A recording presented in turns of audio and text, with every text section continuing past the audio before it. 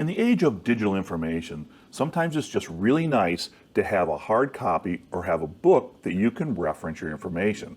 Sometimes it's not practical to use digital information, but having something like this motor fluid service guide book can be very helpful for yourself and your shop. Now this one is very specific to transmission fluid service. However, they have one for all service guides, and they do specify the years that they cover right here on the manual. So this one is from 2000 to 2017 or 2017, and it gives you additional information here.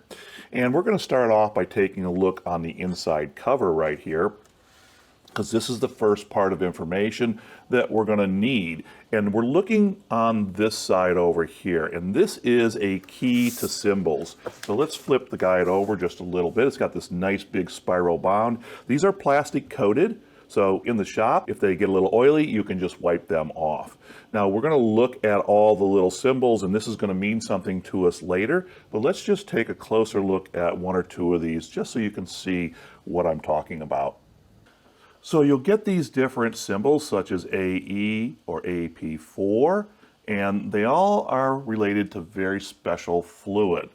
And in the reference book, when it says fluid, you're going to have to look up because it's going to reference something like this symbol. And in other words, the AF2 is a reference to Dexron 2, AF3 is a reference to Dexron 3, AF6 is Dexron 6, and so forth. So let's go into the book itself. There are some additional abbreviations that if you're unfamiliar with the book, on the second page. This also provides you with additional information about abbreviations, such as AT stands for automatic transmission, AWD for all-wheel drive, and so forth. And on the additional page over here, this is page 3. On the contents page, we have the automatic transmission section and we have a manual transmission section. You also have lubrication chart references here for all these different vehicles, so you know that AU stands for Audi, or HO stands for Honda, or LX stands for Lexus. Now, in the index, we have an index on the very next page, which will tell us where we can find each particular vehicle and transmission. There's a service interval chart for automatic transmissions on page 9, and there's an appendix on page 423, and what's interesting about this is it gives you instructions for checking fluid level on models without dipsticks. This is extremely helpful.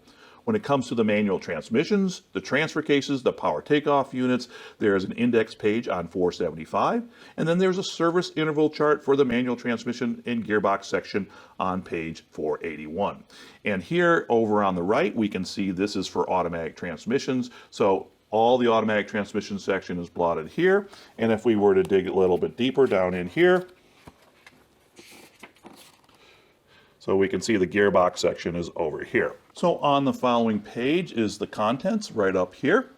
And then here we can see the different vehicles. So this would be a Buick, Cadillacs, Audis.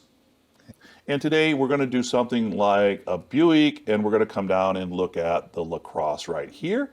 And you'll notice that we have for 2005 and 2016, or the 2017, and the reference number for the 2005-2016 is a General Motors or GM-38. That's called the reference code. And then the page we're going to find that on is going to be page 169. Page numbers are found at the bottom of the page, so this is page 4. And let's go ahead and find page 169.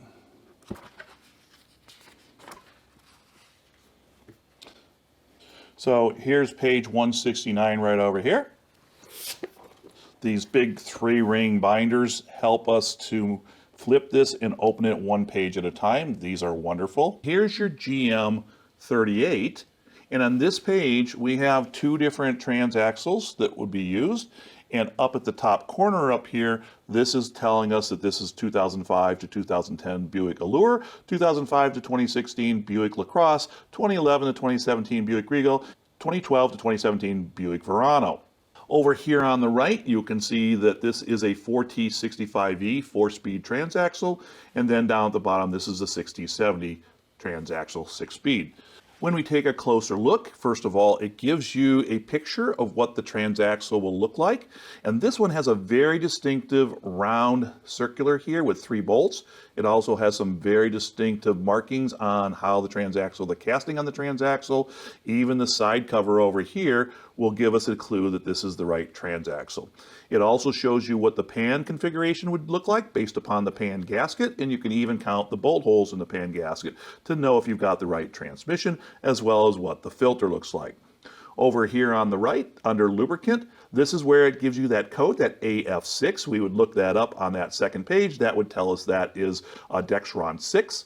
And here under the capacity, it fits the capacity for all those vehicles, so there's nothing specific. And we're looking at 13.4 quarts for a total refill, or a service refill of drain and fill of 7.4 quarts. It gives us the procedure on how we're going to check that fluid level, and it tells us the bolt torque for that oil pan. There is no bolt torque on the filter because this filter is not held on by a bolt. And then if there's any notes that it wants to give you, then it's going to give you that information right down here. Flipping 2 pages over to this GM-42, we see that this vehicle fits several different vehicles over here. It fits the 2012-2017 Impala, the 2004-2015 Malibu, 2004 to 2005 Chevy Malibu Classic, 2004-2007 Chevy Malibu Max, and the 2005-2009 Pontiac G6. 2 different transmissions that will cover all of these transmissions. So over to the right, there's a 4T45E, and that's going to fit for the 2004 to 2006 vehicles. That one holds 6.9 on the service refill, and the 2007 to 2010 holds 7 quarts on the refill. We're going to go ahead and see if there's any other differences. Now, if we come down and we look at the 4T65E, and here is that distinctive circular configuration compared to the markings and the castings on the above one, the 4T45E. We can also see that we have the pan gasket differences right here, and we can see the shapes, and that can help us identify which pan gasket or which transmission we have. It also uses the AF6. It does give the capacity here, and it has the bolt torque differences right here. On page 9 is this service information or service interval chart, and this is going to tell us how often we need to change the fluid and how often we need to change the filter. So let's just come down to something like this Chevrolet. Let's do this rear-wheel drive Camaro right here. And you notice that there's differences between 2000 and 2001, 2010 to 2011, and the 2012 to 2017. Now, the earlier Model 1, you change the oil every 15,000 miles, and yes, you are supposed to change that filter. On the newer models, or the 2010, 2011, you can go up to 50,000 miles, and again, you change that filter. However, 2012 to 2017, you're up to 45,000 miles, you dropped 5,000 miles, and then there's a footnote, which is located right here, that's a little tiny number 8, and that little tiny number 8 is going to be found at the back end of the service intervals. So over here is where all your footnotes are noted, and right here is number 8, and it says change filter if filter is serviceable. So it's possible that it may not be easy to get to that filter, or there may not be filters for it when this book was printed. So this is your service interval section right in here, and it tells you how often and whether a filter is needed. On page 423, this is the appendix that tells you how to check the transmission fluid level on vehicles without dipsticks. So this is extremely helpful. Up at the top, we can see that we have the model name of the vehicle, we get the year range, we get a transmission name, and then we get a procedure code. And then we look the procedure code up in the following pages. So let's just come over real quick. Let's take a look at something like this Buick Regal. And we're going to take the Regal from 2014 to 27. It's a 6T40, and we're going to look for procedure code 066. So we're going to flip back into the book, and we're going to find, and there is 066. I happen to get lucky and turn almost right to it. And then we're going to read this procedure right in here. This procedure gives you the steps that you need to follow. It also tells you one really important part, which is the transmission fluid temperature at which you need to check this fluid level. This one happens to be between 185 and 203 degrees Fahrenheit, and you should be using a scan tool to get that fluid temperature. So every procedure is specific for that particular vehicle. This is very useful This information is not always easy to find in every service manual or online reference area. On page 475, there is a manual transmission section, which they're labeling gearbox because that covers transfer cases, power takeoff units, but they do give you a how to use this guide section with additional information that might be helpful for you when you are trying to figure out how to find your information. Within the very first next pages, we've got a table of contents for looking up that vehicle. Right here, we're going to find, again, the index, which tells us the abbreviations for the vehicle, as well as some of the terminology that might be used. So let's look up something like a Honda, and let's just go ahead and pick the Honda Accord right here. And this happens to be from 2000 to 2017. They used a manual transmission. The code is HO-4, so that's for the Honda code, and it can be found on page 625. So let's go ahead and flip quickly to page 625 and find that information.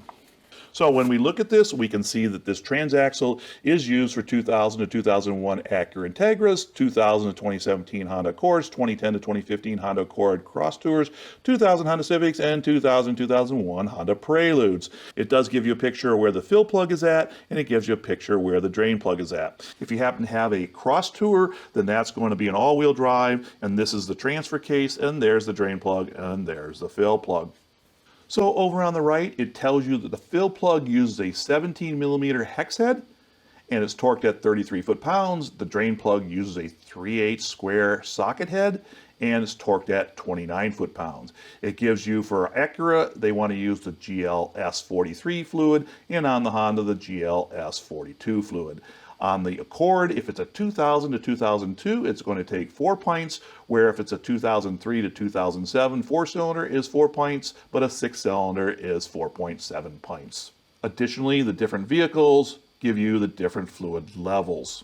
And down at the bottom is the transfer case for the Accord Cross Tour, which is the 4-wheel drive. Additional fill plug information. It's a 20 millimeter by 1.5 plug, and it takes 32 foot-pounds. And the drain plug is a 20 millimeter by 1.5 millimeter plug at 32 foot-pounds. It uses a standard GL4 to GL5.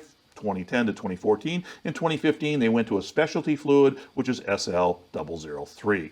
And the fill capacity is 9/10 of a pint. On page 41, this is the manual transmission, the gearbox service interval chart right here.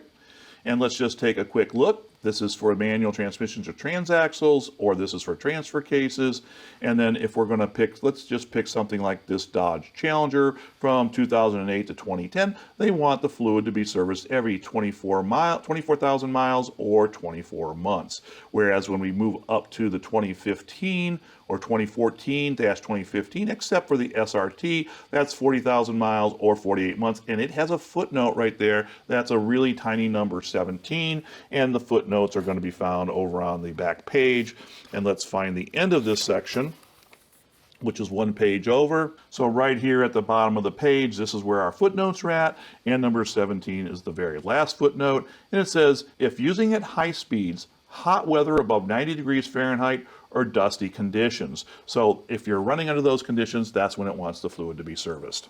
So fluid reference books, very similar to this motor guide, is not necessarily for everybody, but I do find these a very quick reference, a lot of good information. I really think they're well worth their price. Sometimes it's a lot quicker and a lot easier than looking for digital information online.